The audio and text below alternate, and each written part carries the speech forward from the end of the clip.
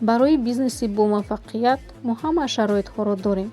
аз сортименти бениҳоят калон, маҳсулоти босифат, нархҳои дастрас ва албатта командаи пуртаҷриба. дар Faberlic шумо метавонед ҳатто аз тавсияҳои маҳсулотҳои дӯстдоштаатон даромад гиред ва метавонед якҷоя бо ширкат ҳамкорӣ карда бизнеси худро расмӣ созед. бо ширкат шартнома баста бахшиёти бонкиятон аз рӯи маркетинг план мукофотпулии хизматиатонро гиред. вақти корӣ ва тарзи корбариятонро худатон интихоб мекунед: онлайн, офлайн, вохӯрӣ бо одамон ё шабакаҳои интернетӣ.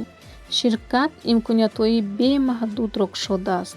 ин омӯзиш, мубодилаи таҷриба байни профессионалҳо, маркетинги осон, фаҳмо ва бениҳоят ҷолиб.